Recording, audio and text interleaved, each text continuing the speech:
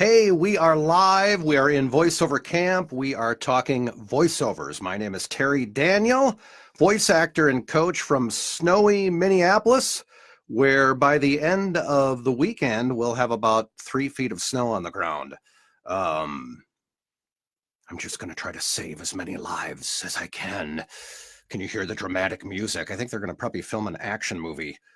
We've had so much snow that this would be a great setting for to like some type of Star Wars movie or something. But hey, we're just going to give everybody a few minutes to get into the room. Basically what this is, it's a free Q&A, and anything voiceover related goes. You can ask any questions about coaching, how to get started, what kind of microphone is this, how often do you work from home as opposed to working in an offsite studio?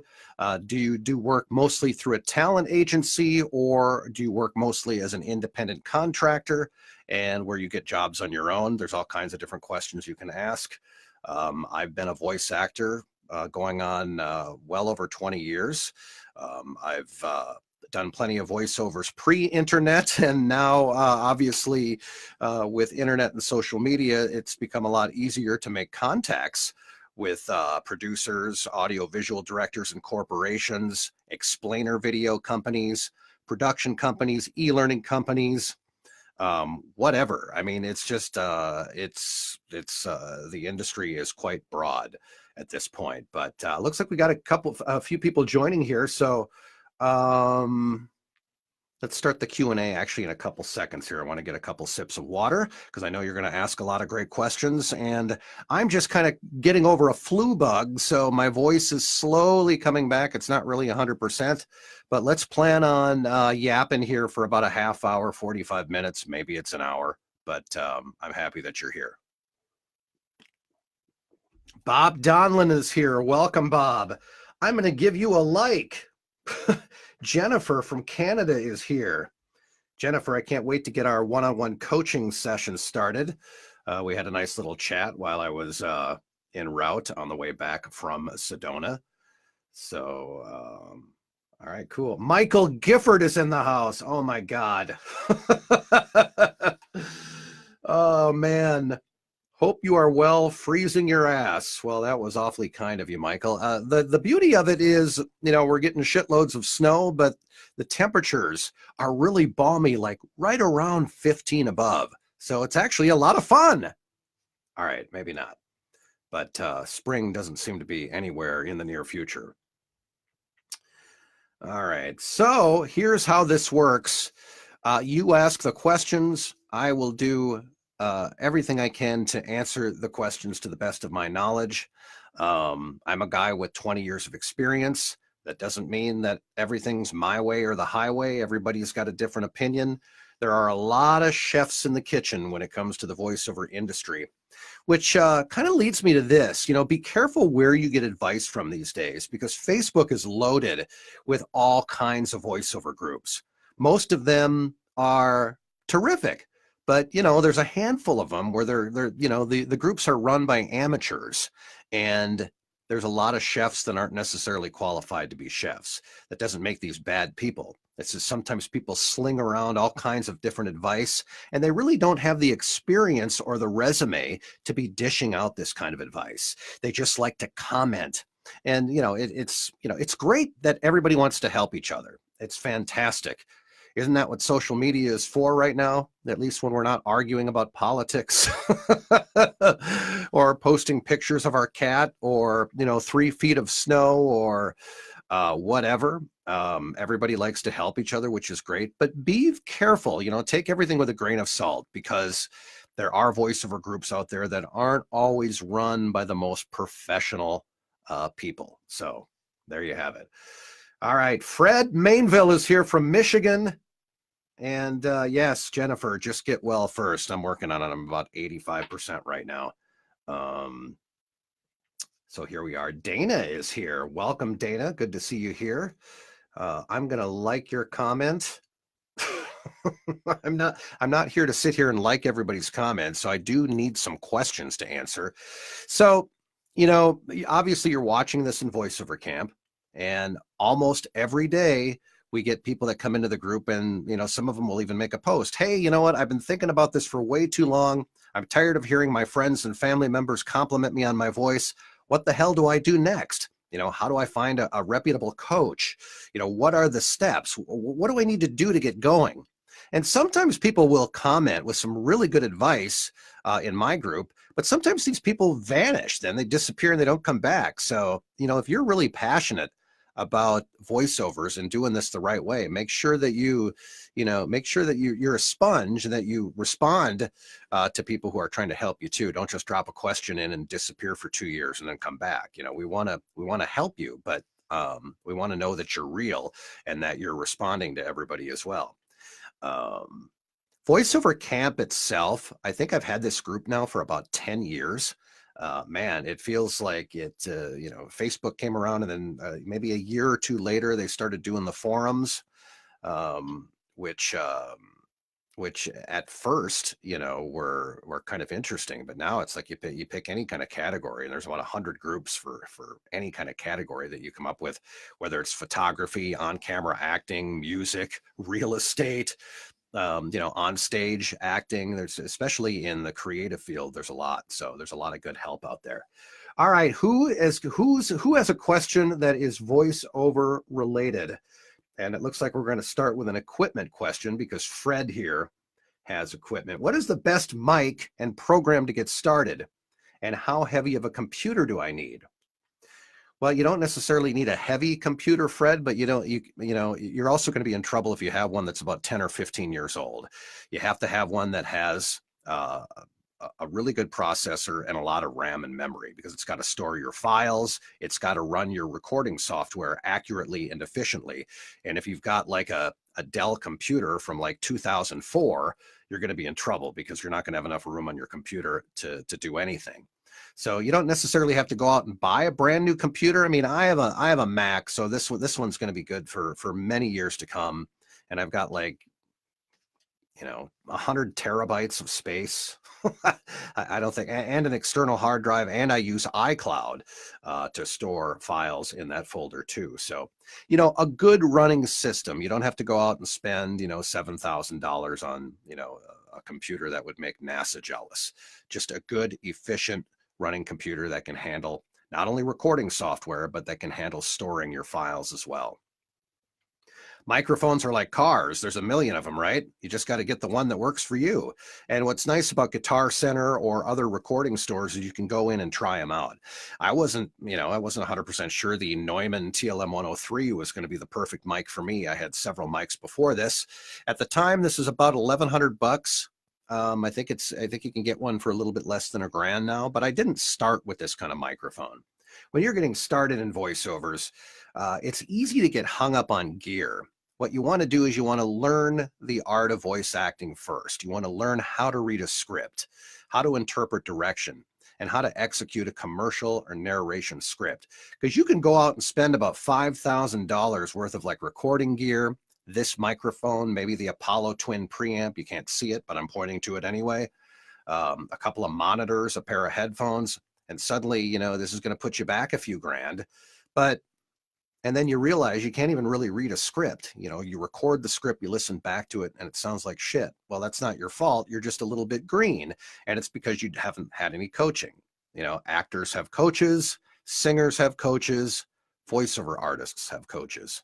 Whether you're just starting out or you have 50 years of experience, it's always good to have a good coach. And even when you have experience, sometimes you can fall into a bad speech pattern, or suddenly you're just like, you're kind of in a slump, like a performing slump. I'll get into this once in a while where I'm in a real groove for about a year. And suddenly I'll just have this month where I'm like, God, I understand what this client is telling me. I'm understanding the direction. I'm listening intently to what he or she is saying. But for some reason, it's not coming out of my mouth. When I listen back, I'm not really performing the way my client wants to be performing. And then I need to get with a coach to help me kind of tweak my performance and get me back up to speed. So you don't always necessarily have to be super brand new to get a coach. That's my long-winded answer to Fred's question. But look up like Rode NT1As, for microphones. Those are generally a pretty good starter mic. That's not going to, empty your piggy bank. You can get a pretty good one for $250, $300. Shure still makes good mics. People always think, oh, those are just karaoke mics or singer mics. No, actually, they have really good condenser mics for voiceover work as well. This is the Neumann product. You don't need a 103. You get the 102. It's a little bit cheaper. Or if you really want to splurge, you get the U87. Get the 10-year anniversary version, the golden U87. Yeah, that's going to put you back about 10 grand. But you don't need the best mic in the world. It's really, I don't know if Jan Anderson is in the room or not, but he'll tell you this too. It's really about the room that you're recording in. Because if you have a TLM 103 and like a Grace preamp or an Avalon preamp, but you're recording in this big giant room with high ceilings, hardwood floors, and you're getting like a bounce, you can hear yourself echo. All of this doesn't matter. You need to be in kind of a confined space, like I'm in right now, with a little bit of RLX up. This is basically what I'm in. And by the way, I live in Minneapolis. I've been doing voiceovers right here in my basement studio for many, many years. And basically, this is like a long walk-in closet. It's like attaching 3 walk-in closets. I threw some sheetrock up, put a bunch of foam on the walls, and I kind of lucked out already because the ceiling is very low, and I've got a nice shaggy rug underneath me, so it's worked out pretty well. All right. Let's answer some more questions. Ben Dukes is here. Welcome, Ben. I'm a working actor, former recording artist, and have begun working in looping, but I want to get into animation video game voicing. What do you think is the best way to assemble a demo with that in mind? Well, I would never assemble a demo yourself, whether you're doing animation, radio imaging, TV promo, commercial, narration. Never assemble the demo yourself. And I don't care how many years of experience you have, it's always best to turn that responsibility over to a qualified voiceover coach that can direct you and help you with your reads. You get it recorded in a professional studio. If your home studio is good enough, if it passes the test, the audio test, there's no reason why you can't really record it there. I mean, that's something that your coach can help you decide. But, you don't want to go into the jungle alone and try to, a lot of people, I see talents posting this in kind of, amateur voiceover groups all the time, posting demos that they made with a USB mic just to kind of throw on YouTube. And they're basically just finding stuff on the internet and reading it onto like Audacity or one of the free recording softwares on there. And then they're putting one bed of music over the whole thing, and it's 5 minutes long, and every single read sounds exactly the same. That might be something that would impress your friends or family. Maybe they might be awed by that, but that's not really going to put money in your pocket. So if you're really serious about doing voiceovers and taking it to the next level, you really have to invest in training. Nobody wants to pay for it. It's not an easy thing to pay for, and I get it. It's much easier to want to pay for a vacation or that brand new motorcycle or UHD big screen TV, look at all the Apple products. It's way more fun buying stuff like that. But if you're really serious about voiceovers, you just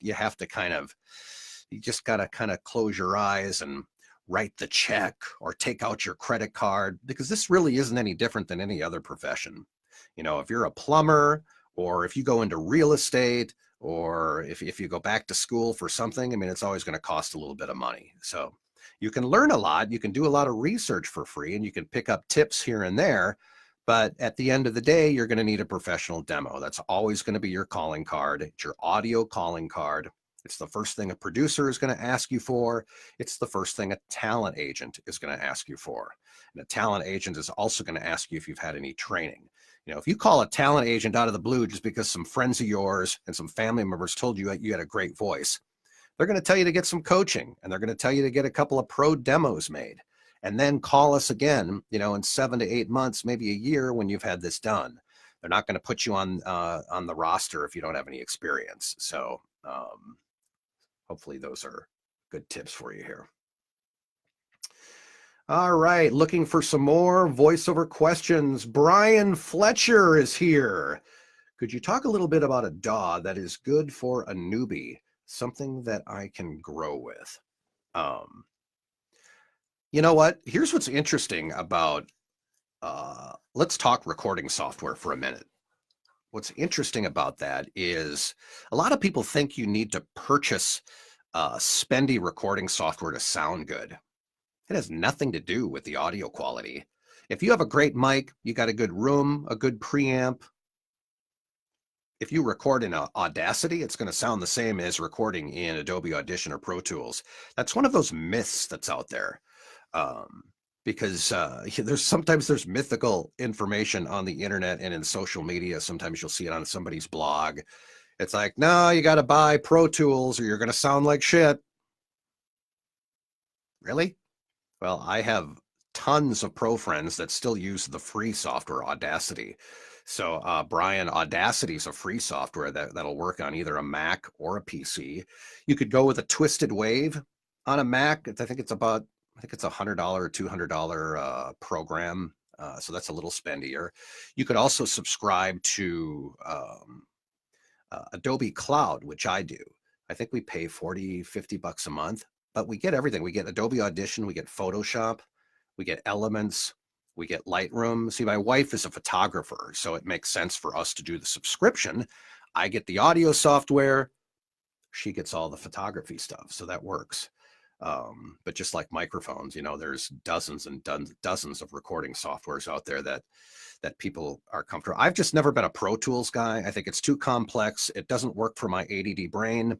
Adobe Audition, I've been using it ever since I was in radio in the early 90s when it was called Cool Edit Pro. It was pretty much the same interface. And I always found it to be the most user-friendly. However, this Twisted Wave, I'm starting to fall in love with this because I use it on my iPad and it works like a champ. Robert Straley. Am I pronouncing that correctly, Robert? My apologies if I butchered that. This question may be advanced for a beginner. How do you handle the taxes for the jobs? Oh, taxes. Taxes. No. I cringe when I hear the word taxes, period. How do you handle the taxes for the jobs you do? Is there a maximum before you have to report it?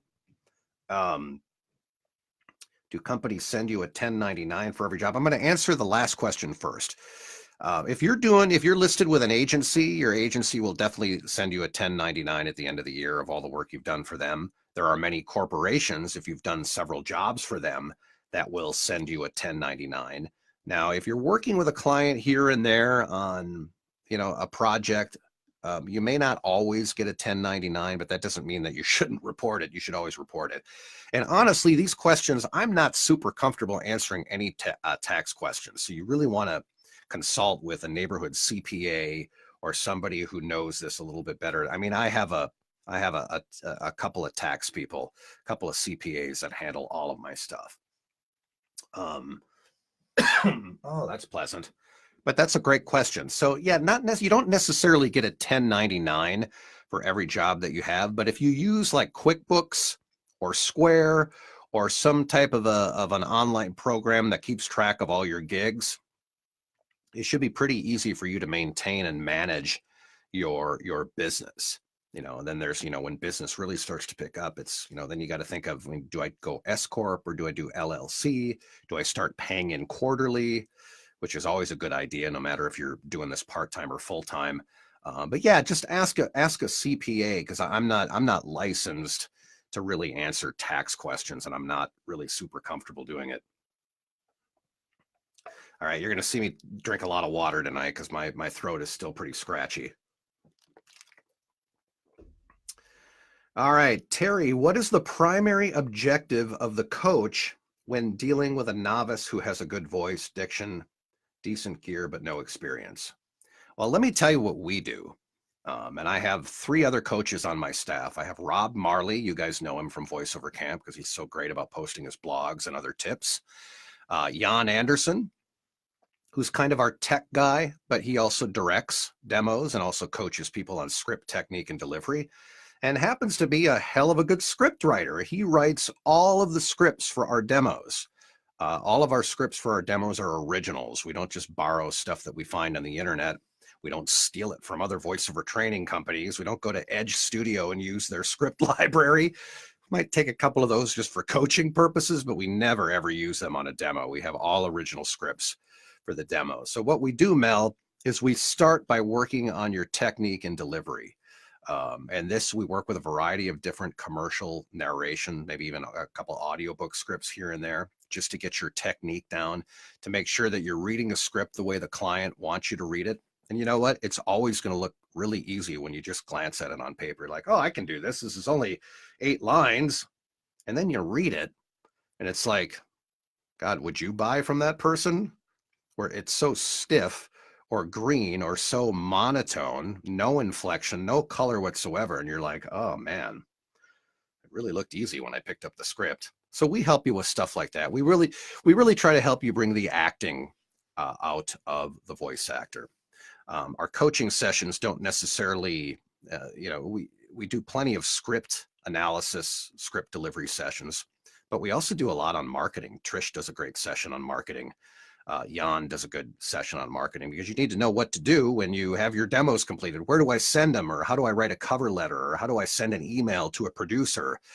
How do I find talent agents on LinkedIn? How do I, friend producers on social media without looking like I'm spamming them? There's lots of different strategies. Even snail mail and postcard campaigns are still effective. Yes, old school, old school. You can definitely teach a new dog old tricks, because snail mail will still work when it comes to contacting prospective clients. It's not really my forte, although I did a postcard campaign. Real quick story, about 4 or 5 years ago, I did a postcard campaign to local businesses. I think I was calling myself Mr. Phone Voice. I can't remember what the name was, but for a pretty affordable price, I was offering to be the voice of their phone system, and it worked really, really well. A mom and pop store down the road might have one of their employees do it, and it sounds like hell. I mean, you have to do a little selling, because you have to convince the client, hey, look, this is the first voice a customer hears when they call your business. Is this really how you want your business represented? If they got somebody who can't even, you can't even understand them because they're talking like in the back of the garage, or maybe they're just like not super articulate, or maybe they're not even reading the script, and they're going, thanks for calling voiceovers by Terry Daniel. Please leave a mess. It's like, you got to have it, you got to have it professionally done. And sometimes you have to educate the business owner on this. Maybe for years he or she thought that the on-hold voice that the receptionist did was good enough. Well, send them a postcard, follow up with a phone call a few weeks later, say, hey, I sent you a postcard in the mail. I was wondering, if you were looking to maybe have that done a little more professionally, I'll do it for a couple $100.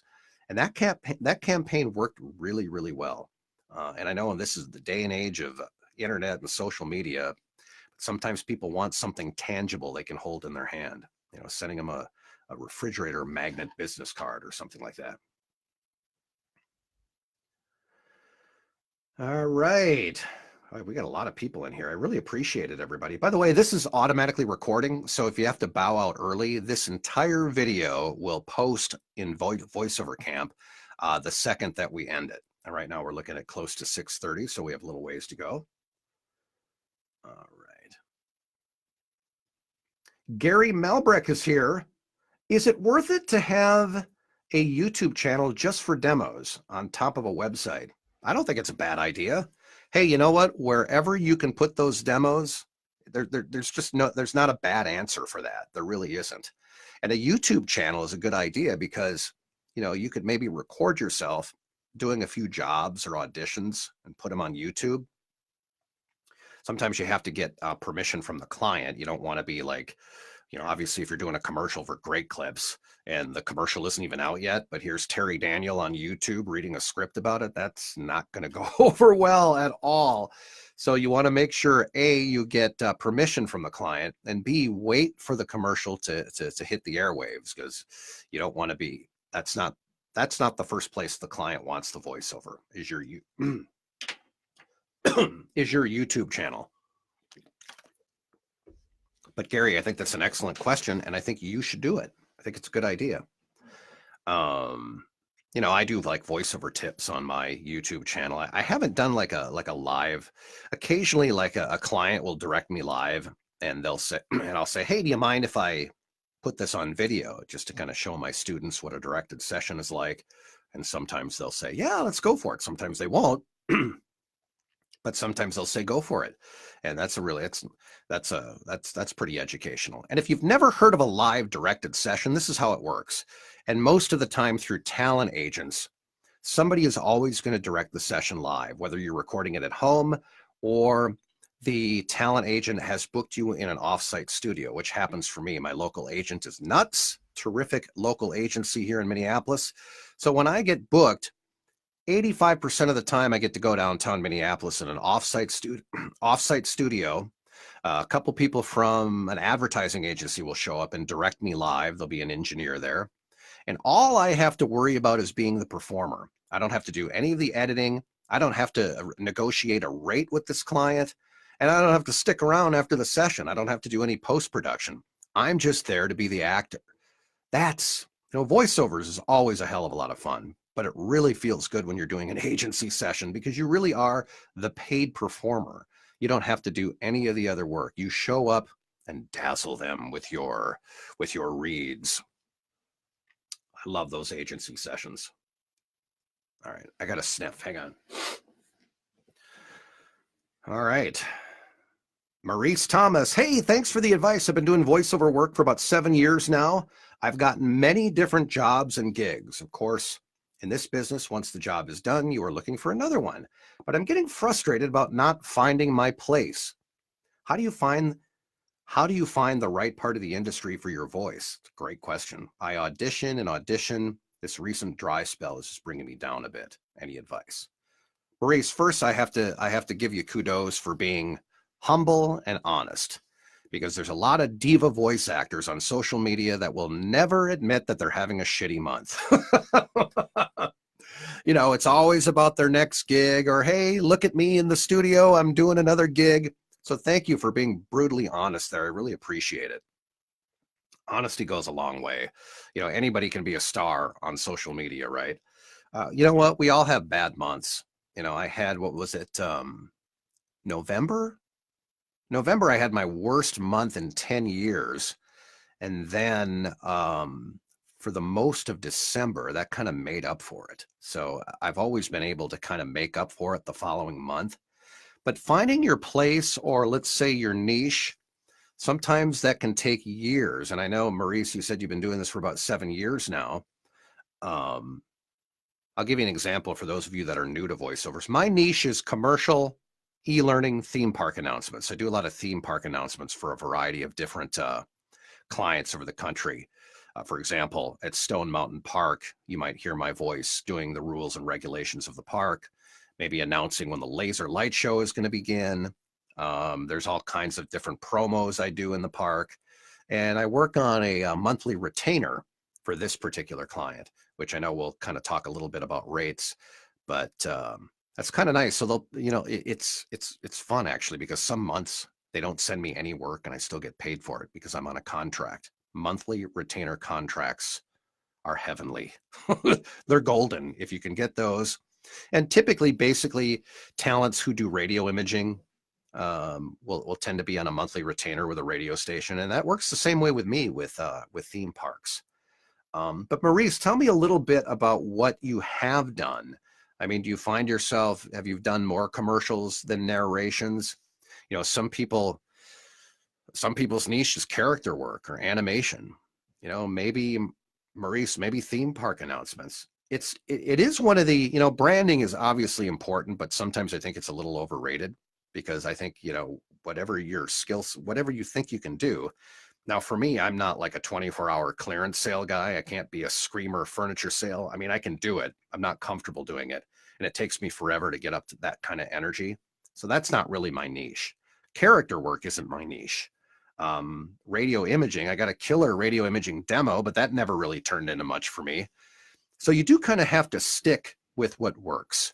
When Subaru of America hired me one year, I was like, I didn't even know what the term e-learning meant. I had no idea what it meant. I'm like, what's this online educational where employees do ongoing training online? What the hell is that? I wasn't even really that familiar with it. Suddenly I was doing work for them nearly every other week. So whether you're selling cars or you're making cars, whether you're in the factory making cars or you're on the sales floor, you had to sit through this training for Subaru of America and listen to my lovely tones talk about different rules and regulations of the country, not of the country, of the business, rules and regulations of Subaru of America. And it turned into a really steady gig.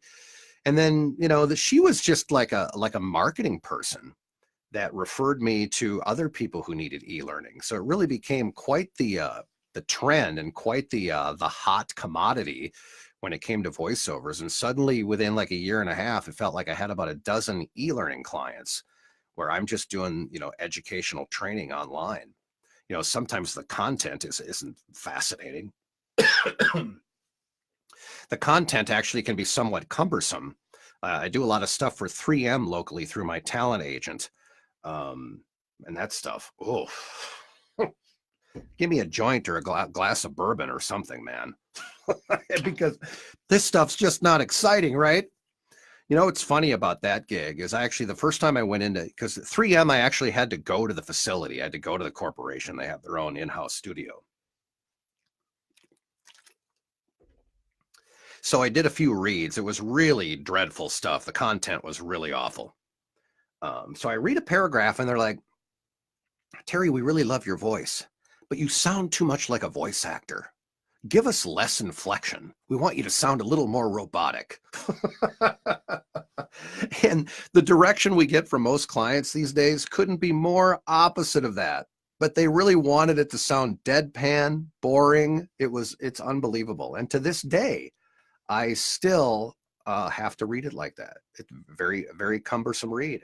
Sometimes you'll get medical clients that want you to just kind of, because their target audience just wants the education. They want to hear the information. They don't want to be entertained by, some voice actor dazzling with their incredible delivery, deadpan stuff,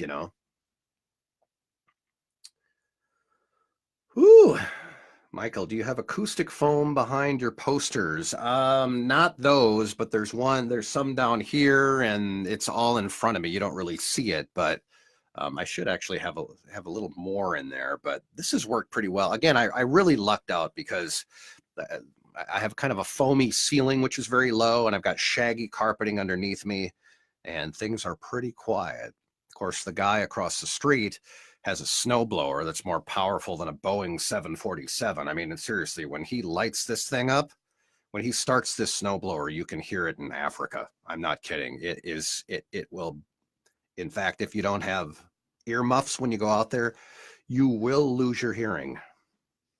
True. All right, we need some more questions here. Who's got some more voiceover related questions? All you have to do is type them in the comment box and I'll be happy to answer them to the best of my ability. We got a really good turnout tonight, so thank you for being here. I'm having a hard time getting to the next. Oh, here we go. All right. Maurice, I've done commercials. This is Maurice again. I've done commercials, e-learning, and even the HR video for Amazon. Very nice. So if I think about it, I get a lot of characterization work for games, podcasts, novels, and ebooks. So that's a pretty broad resume. I'm pretty impressed. I've just kind of, I'm always thrilled to death when I get a character job or when I can play a voice in a video game. It doesn't come very often, but man, when I can step away from 3M or Subaru or some of this e-learning jobs, these medical jobs, man, it's really a thrill when you can get some of that character work. Shane's got a good question. I'm going to answer it in just a second here. Cliff, I saw you in here. How you doing, brother?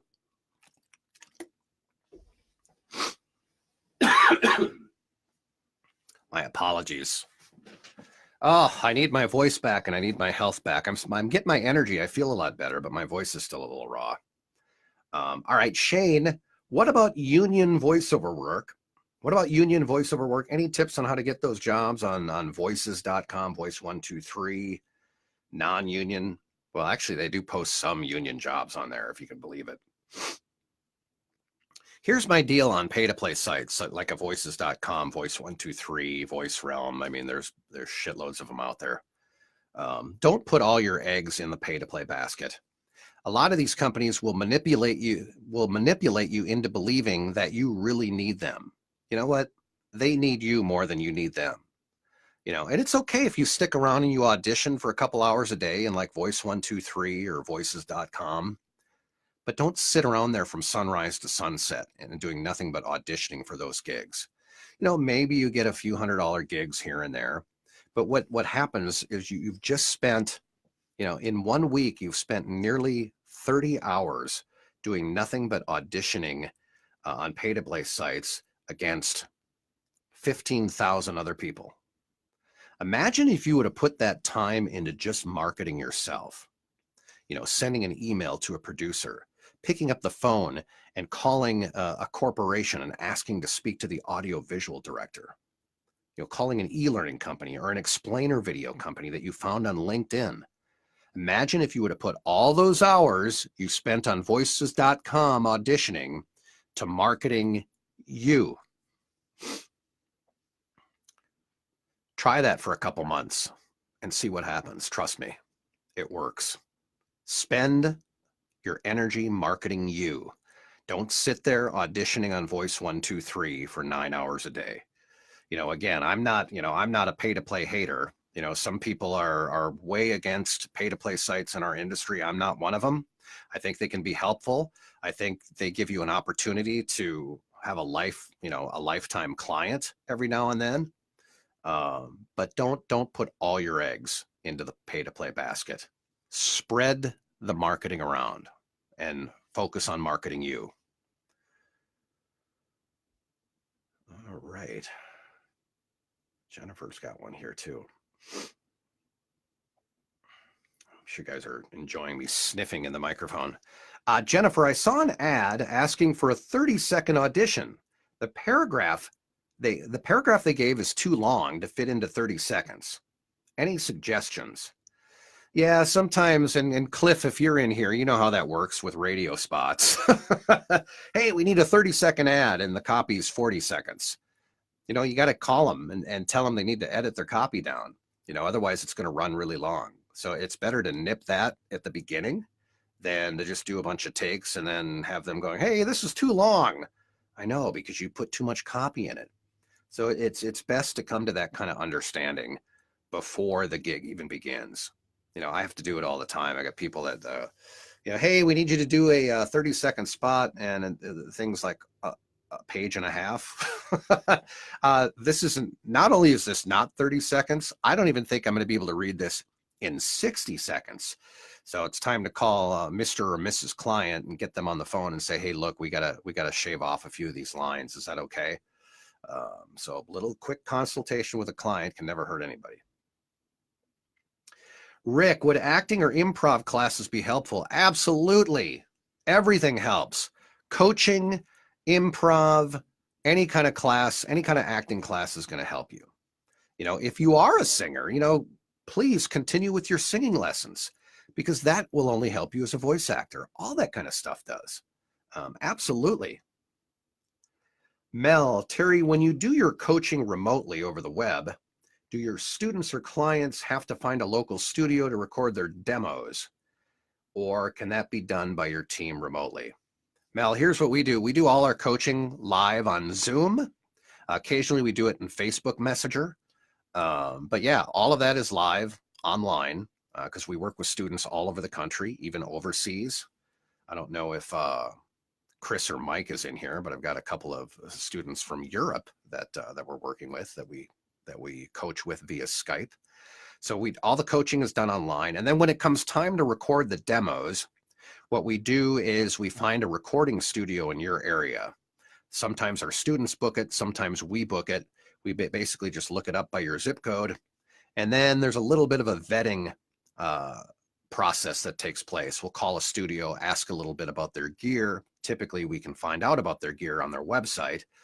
Talk to an engineer, find out, hey, even if they haven't done voiceover demos at the studio, have you done voiceovers in general? You guys aren't just recording heavy metal music, right? You guys have done some voiceover work.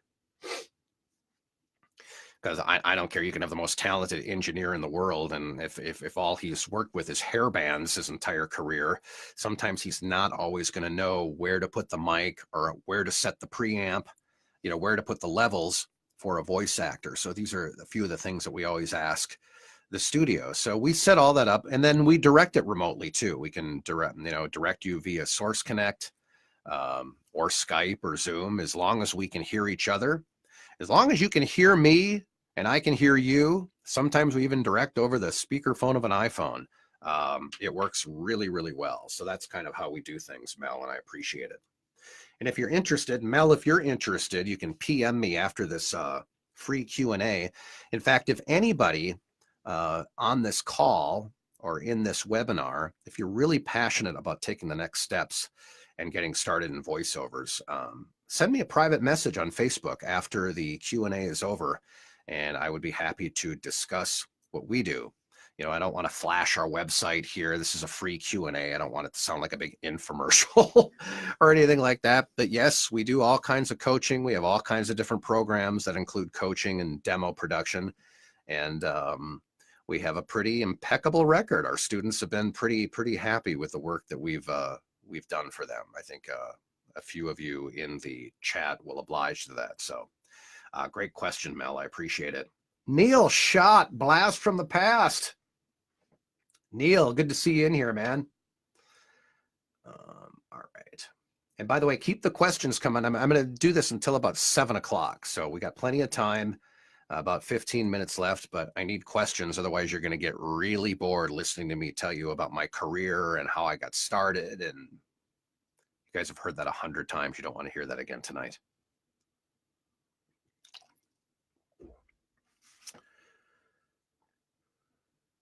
Brenda, where can I find information on teaching myself how to do the editing or more of the technical part? Well, there are YouTube videos where you can do a little, where you can learn how to do a little editing on Adobe Audition or Pro Tools. Honestly, it's best to work with somebody who really knows what they're talking about. A coach, this goes back to coaching. It's best to hire a coach even for the technical stuff, because there can be some misconstrued information even on YouTube when it comes to some of this stuff. All right. James is here. Everybody's here. I don't see, I thought Rob Marley was here for a second. Maybe not. I think he had something going on tonight. Ooh, my voice is failing already. All right, go ahead, you guys. I need some voiceover questions to answer. Please do it. You don't want me to start singing, right? Because I'm going to start singing Barry Manilow or Rex Smith. Rex Smith, didn't he do You Take My Breath Away? Do you remember that? Oh my God, I think my sisters had that 45. We don't have to talk just voiceover. You could tell me, hey, well, you know what? Let's throw some fun in this. Does anybody remember the first 45 record you had, for those of you dinosaurs in this webinar, such as myself? Mine was Yellow Submarine. Yellow Submarine. I also had Seasons in the Sun by Terry Jacks. I had Love Will Keep Us Together by Captain and Tennille. What was the other one I had? These are the first few 45s I ever owned. Oh, Don't Give Up on Us, David Soul. Remember Starsky and Hutch? Yeah. Boy, we are really off track now, aren't we? I blame you guys, because you're not asking me questions right now. You're not asking me questions, and now I'm talking about 45s I bought in the 70s. Nice. Can we get some questions in here, please? Would you agree? Tom's got a good one here. Tom Welsh is in the house, and then Shane, I'll get to yours. Would you agree that it makes sense to record yourself whenever you practice VP? I know it seems like a no-brainer.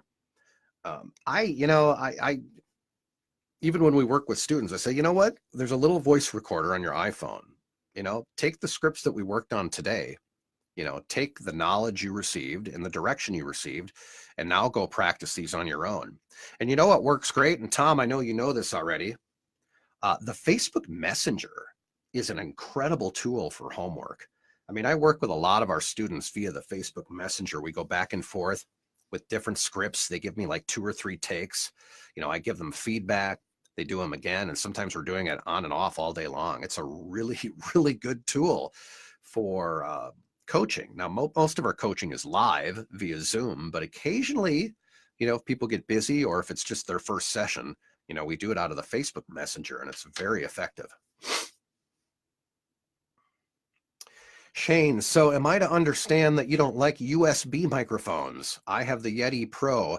I love USB microphones if you're hosting a podcast. I love USB microphones if you're doing on-hold messaging for somebody. I don't like USB microphones if you're going to do voiceovers professionally, like in broadcast, commercial broadcast, or if you're going to do documentary, or even some e-learning. They're going to want the quality to be pretty A1.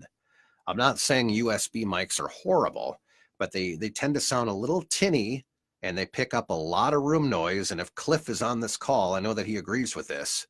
You almost have to record inside of a box to make any kind of USB mic sound decent enough without all the room noise. If you're coaching with us, USB mic's great. And again, if you're doing a podcast, USB mic.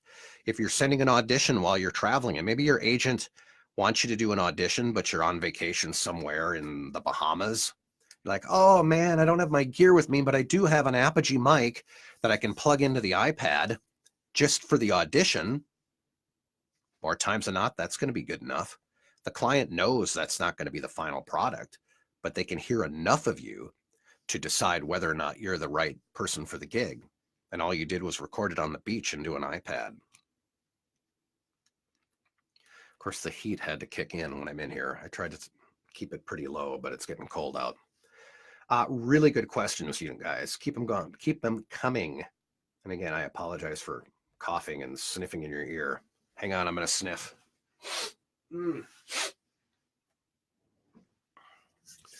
Oh, Minneapolis in February. Don't you wish you were all here? We got a foot of snow over the last couple of days, and there's 6 to 8 inches coming this weekend.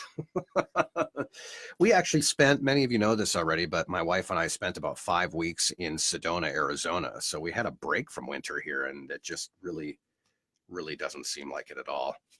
I'm going to open this up and get a little air in here. All right. Mel Lute again is asking about voiceover conventions or conferences. Conferences are good. Sometimes you see the same speakers at all of them, and you get the same material at all of them. So if you've kind of done that circle for a few years, you might get kind of tired of them, but they're great. They're so much fun meeting up with your friends and learning, picking up a few tips here and there. So I don't think my preference is the smaller conferences. I think you get a lot more out of them if there aren't like 100,000 people at them. You get a little more one-on-one attention.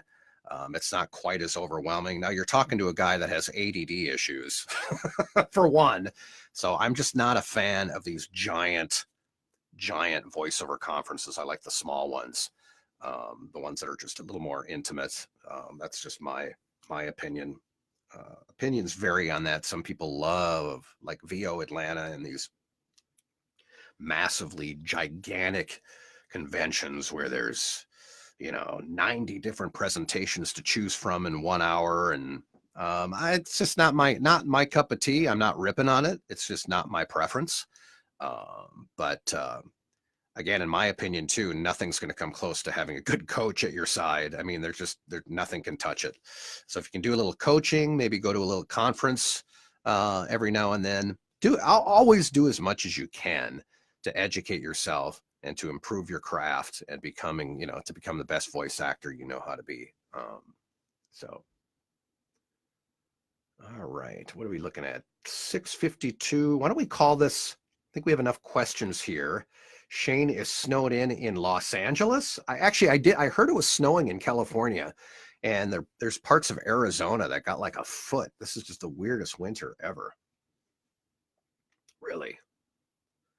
All right, let me scroll up here. Why don't we do a last call? My voice is getting really hoarse, so I think I'm definitely gonna try to end this by about 7 o'clock. So we'll call this the official last call for any voiceover related questions. Go ahead and hit me up.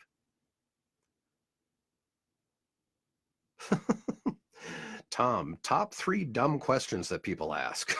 Not in this forum forever. That is a really funny question. So the top 3 dumb ones. Hang on, let me shut this.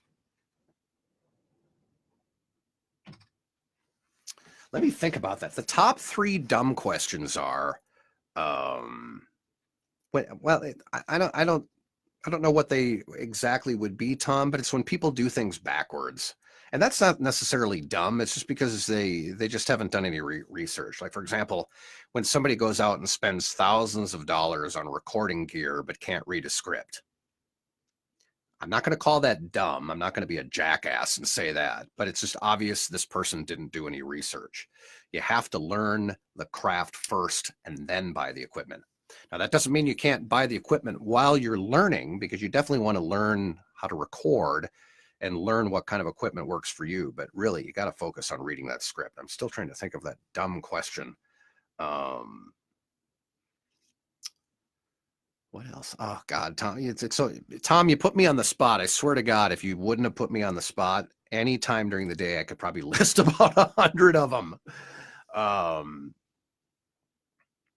Well, here's something, because I get stories from talent agents all the time who are also my friends. So this isn't necessarily a question, but sometimes they'll get calls from people who will want to do all these crazy voices over the phone to try to impress them. Hey man, I haven't had any training. I don't have a demo, but hey, listen to me do Elvis, or listen to me do Sean Connery. Listen to me do this one. I can do all these voices. The talent agent's not going to be on the phone with you before long. My good buddy Eric Shepard, who owns the Shepard Agency, he's now in Austin. There's people that leave that kind of shit on his voicemail all the time. People say, hey man, I got a great voice. Listen to all these voices I can do. And then on the voicemail, they'll spew out about 100 different voices.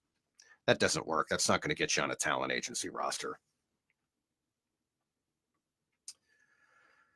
All right. Tongue twisters you do before recording. Here's an easy answer to that, Michael. All I do is read the alphabet like 3 or 4 times. And I always over enunciate every letter to make sure that my jaw is getting a good workout. My lips are getting a good workout. My tongue, the roof of my mouth. Think about it. Every letter exercises and loosens up a certain portion of your face. And yeah, we can go and buy books on tongue twisters and find tongue twisters online that we can read along to, and all that stuff works great. But really, it's easy. Just roll through the alphabet, 3 or 4 times and warm that voice up. All right. My coach told me if you can Google it, don't ask it.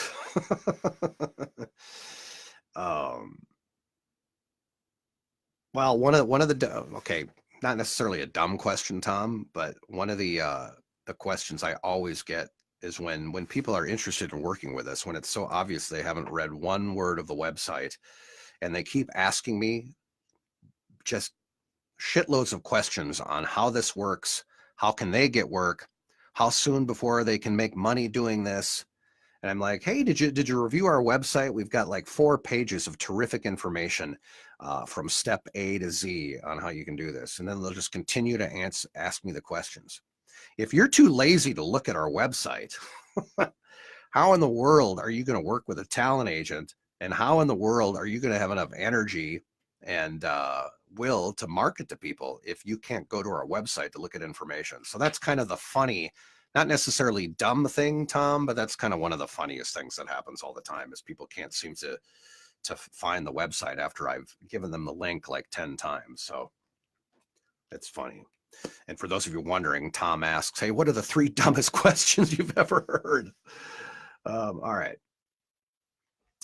right. So, go ahead and post a question in the comment box. I'll be happy to answer it. I'm going to wrap this up by saying we've been around for a long time. Actually, between me and the other 3 coaches on my staff, if you really count up the years, almost a century's worth of experience, not teaching.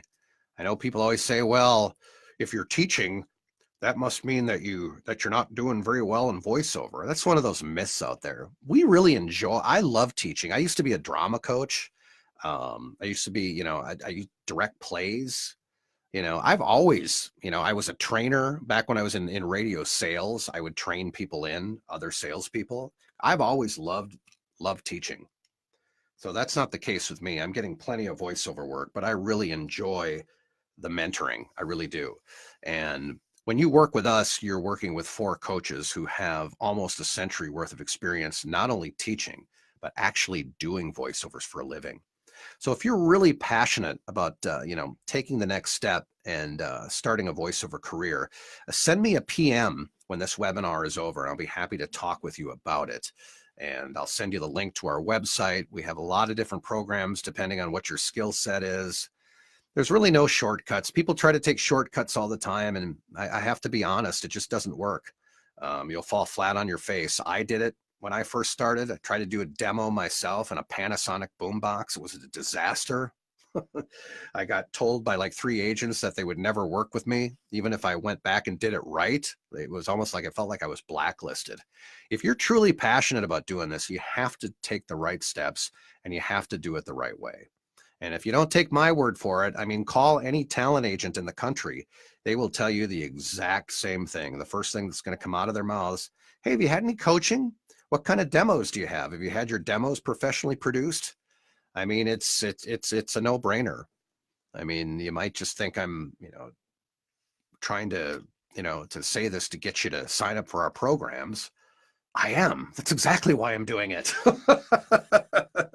But I'm telling you right now, we've all had to go through it. It's easy online to be able to, to try to do your own demo and start your own YouTube channel and do all these fun little things and, start to, get a profile on Fiverr and then tell everybody you're a voice actor. If you're just going to do this for fun and you don't want to make a career out of it, there's lots of things you could just do for free. But if you're pretty serious about making a career out of being a voice actor, you really have to invest in your education and you have to get those demos done right. A talent agent is going to be able to tell whether or not you self-produce that demo literally within the first 3 seconds.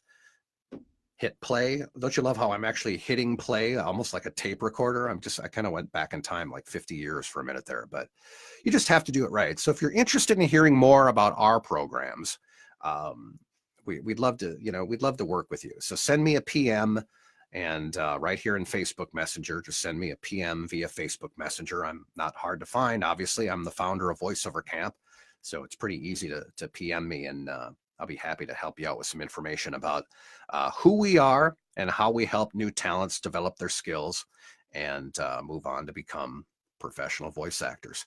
Hey, thank you everybody for being a part of this free Q&A. We try to do these once every few months. And for those of you who are already coaching with us, keep in mind, this is not to be confused with what we do on Saturdays and the occasional weekday evenings with our group classes. Those are completely different. Those are a part of your program.